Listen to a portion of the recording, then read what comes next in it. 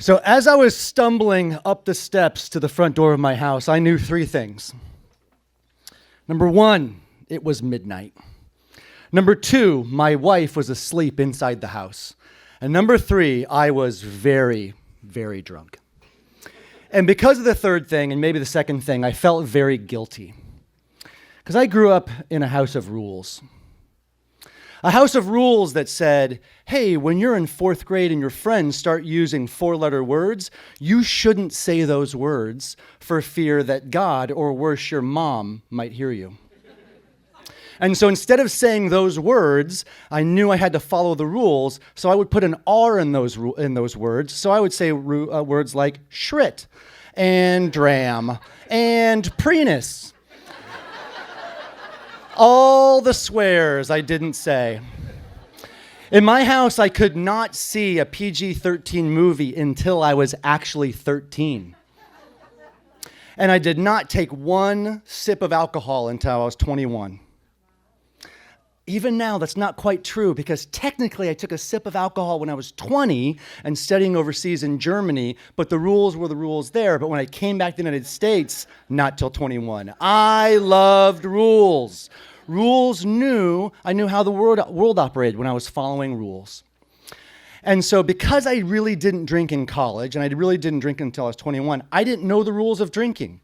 And so fast forward about 10 years, and my friend says, hey, the Lakers in the playoffs, let's go watch some basketball at a couple of different restaurants, and we'll drink at one, then we'll drink at another one, and we'll drink at a third. That's called a pub crawl. Many of you know what that is. I had no idea what that was.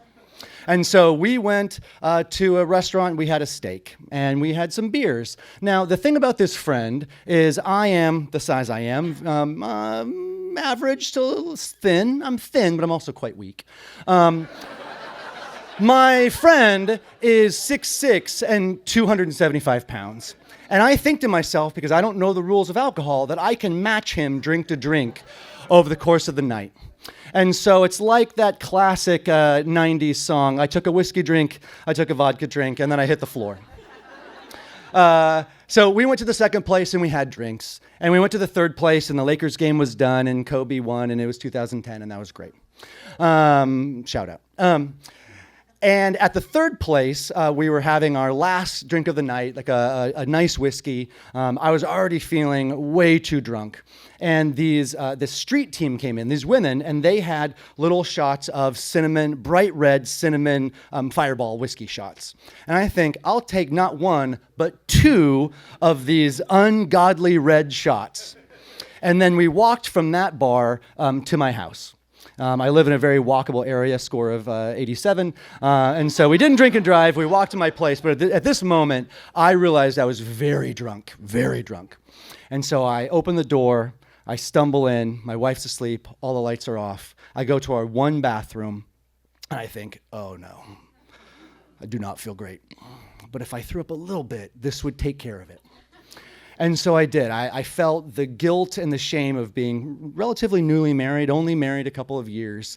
But I had gone out with my friend, and I was drunk, and I felt irresponsible. I felt like I had broken the rules. I had broken the trust of my wife, who was asleep just on the other side of the wall. And I threw up a little bit, and I cleaned it up, and I shamed myself as I cleaned it up. I felt so guilty and so dumb for being more drunk than I thought I should have been. And then I turned the lights off and I got into bed and she turned over and said, "Are you okay?" I said, "I'm okay. I threw up a little bit, but I cleaned it up. I'm good." Now, the next detail I'm embarrassed to say because it's going to change your opinion of me. My wife was 8 months pregnant. And when you're 8 months pregnant, you have to go to the bathroom a lot. And so I'm dead asleep when I wake up to shriek in the bathroom. And I pull myself out of bed, I stumble into the bathroom, and I see what I can only describe as a crime scene. There is throw up, ceiling to floor, east to west, both sides of the Mississippi. I've covered it all. It's like a Jackson Pollock painting on top of a Jackson Pollock painting. Little tiny bits of red everywhere. It's like the Electoral College map, but when you look at it by county, little bits of red, way more than the eye can see. I'm like Moses, but instead of parting the Red Sea, I made it appear out of my mouth. And I felt so ashamed for what I had done. I grabbed a towel and I tried to clean it up. But what I didn't realize then, but I realized a couple of days later, was not only was I very, very drunk, I also had food poisoning. I could not stand up.